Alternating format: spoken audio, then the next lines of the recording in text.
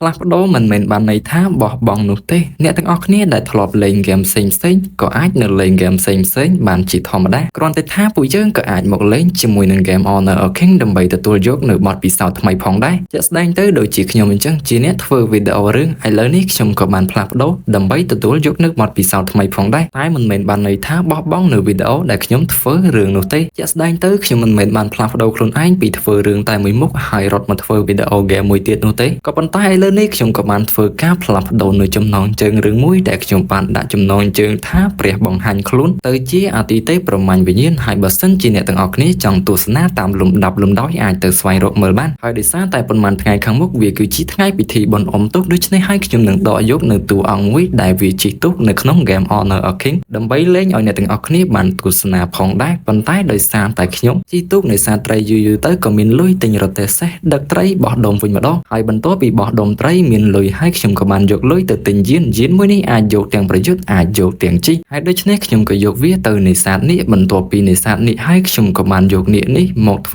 ជាយានជំនេះជំនួសវិញក៏ដូចជាប្រើវាធ្វើជាសត្វមួយសម្រាប់ជំនួយនៅក្នុងការប្រយុទ្ធផងដែរដូចជាកន្លែងនេះបញ្ឆោត enemy ក្រវីពី3ពូថៅបន្ទាប់មកប្រឡែងនាគបំបាច់ភ្នំសម្រាប់ទៅកាន់មហាកម្លាំងមួយផងដែរបន្ទាប់មកប្រឡែងនាគចូលទន្លេត្រឡប់ទៅកាន់លំនៅឋានវិញប៉ុន្តែទោះបីជាខ្ញុំត្រឹមតែជាកសិករនេសាទត្រីតែម្នាក់ក៏អាចបញ្ជានាគមួយនេះហោះរំលងភ្នំរួចក៏បានបុកសម្លាប់ទៅកាន់អធិរាជភ្លើងមួយបន្ទាប់មកប្រឡែងនាគចូលទៅក្នុងច្រកលំហបន្តផ្លាស់ទីចូលមកដល់អាណាចក្រខាងក្រោមរួចក៏បានធ្វើការក្រវីនៅពូថៅប៉ុន្មានពូថៅក៏បានសម្លាប់ទៅកាន់ enemy មួយរួចក៏បានជិះនាគឆ្លងទន្លេក៏ប៉ុន្តែកន្លែងនេះក៏ហៅនាគចេញពីក្នុងទន្លេបន្ទាប់មកលោតជិះនាគបន្តបុកទៅកាន់ enemy ជាបន្តប្រឡែងនាគបុកទៅកាន់អធិរាជភ្លើងក៏ប៉ុន្តែគោលដៅរបស់ខ្ញុំគឺជាអធិរាជត្រីនោះទេក៏បានសម្លាប់ទៅកាន់អធិរាជត្រីមួយដល់ថយហើយក៏ប៉ុន្តែឃើញថាគ្នានៅតែបន្តចូលដូច្នេះហើយយើងជាអ្នកនេសាទដ៏ស្មោះត្រង់ម្នាក់ក៏ចូលទៅជួយផងដែរប៉ុន្តែយើងក៏បានឃើញថាគ្នារបស់យើងក៏ត្រូវបានសម្លាប់ទៅដោយអធិរាជមហាកម្លាំងក៏ដូចជាអធិរាជភ្លើងដុតស្ទើរតែគ្មានសល់សូម្បីតែយើងរងនៅចំហាយភ្លើងនេះក៏ស្ទើរតែស្លាប់ផងដែរដូច្នេះហើយក៏មានតែដកថយសិនបន្តមកប៉ះគ្នាជាមួយនឹងអធិរាជមហាកម្លាំងដូចជាមាននឹងការប្រហើនយ៉ាងខ្លាំងគ្រវាទៅប៉ុន្មានពូថៅដោតដោទម្លុះប្រតិពីក៏ប៉ុន្តែគេមាននៅសម្ព័ន្ធមិត្តក៏ដូចជាក្បួនការពីបាក់ជួយគេផងដែរអញ្ចឹងហើយអ្នកនេសាទក៏ហៅនាគហក់ត្របាក់រាងកាយឲ្យមួយមើលក៏ប៉ុន្តែនាគនេះផ្លូវហក់ខំគេមិនត្រូវនោះទេអ្នកនេសាទបញ្ជានាគហោះបុកភ្នំហើយកន្លែងនេះក៏ហៅនាគចេញពីទន្ល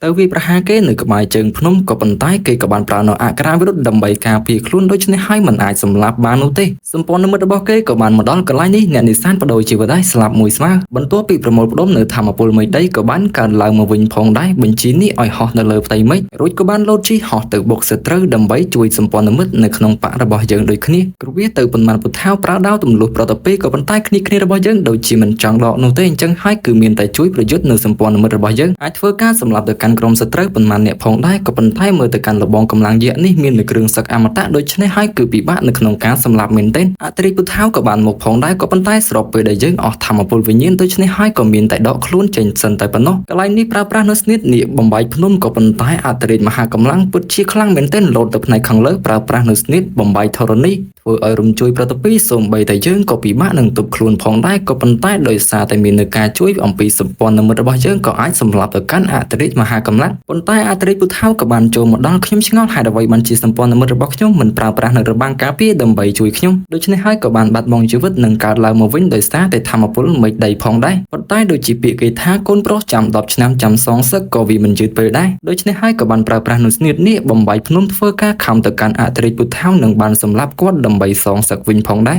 ហើយអធិរាជត្រីក៏ដូចជាអធិរាជមហាកម្លាំងក៏បានអន្តរាគមន៍មកជួយដូចគ្នាប៉ុន្តែគោលដៅរបស់ខ្ញុំគឺជាធ្នូអក្សរវិរុទ្ធក៏ដូចជាអធិរាជភ្លើងនោះទេហើយទីបំផុតសម្ព័ន្ធមិត្តរបស់ខ្ញុំក៏អាចសម្លាប់ទៅកាន់សម្ព័ន្ធមិត្តរបស់សត្រូវទាំងអស់ផងដែរក៏ប៉ុន្តែក៏មាននៅក្បួនការពីបាក់ដើម្បីការពារពួកគេដូចគ្នាដែលធ្វើឲ្យក្រុមសត្រូវទទួលធម្មពលពីមេឃដីក៏បានងើបមកសាជាថ្មីផងដែរក៏ប៉ុន្តែមិនថ្មីនោះទេប្រឡែងនាគចូលទន្លេហោះកាត់ជើងភ្នំបន្ទាប់មកប្រើប្រាស់នៅស្នៀតនាគខំបំបាយភ្នំគ្រវានៅពូថាបំបាយមេឃឆ្វាច់ប្រើប្រាស់នៅដាវទម្លុះប្រតិពីក៏អាចសម្លាប់ទៅកាន់បករបស់សត្រូវចំនួន2ផងដែរក៏ប៉ុន្តែសម្ព័ន្ធមិត្តរបស់ខ្ញុំក៏អាចសម្លាប់ទៅកាន់ក្រុមសត្រូវចំនួន3នាក់ទៀតដូច្នេះហើយពេលវេលានៃការបំផ្លាញបករបស់សត្រូវគឺវាជិតបានមកដល់ហើយនាគហោះនៅលើភ្នំខ្ញុំជិះនៅលើនាគហោះបំបាយភ្នំបំបាយក្បួនការពីបករបស់សត្រូវប៉ុន្តែចង្រៃអីក្បួនការពីបកមួយនេះគឺពិតជាខ្លាំងមែនទែនក៏អាចធ្វើការវាយប្រហារបកមកកាន់ខ្ញុំវិញខ្លះបានផងដែរតែក៏មិនថ្មីដោយសារតែមាននៅសម្ព័ន្ធមិត្តបករបស់យើងដូច្នេះហើយពួកយើងក៏អាចកំ កម្ចាត់នៅបករបស់សត្រូវបានដែលធ្វើឲ្យសត្រូវបាត់បង់នៅមូលដ្ឋានហើយមិនអាចកើតឡើងវិញបានដោយសារតែធម្មពលមេឃដី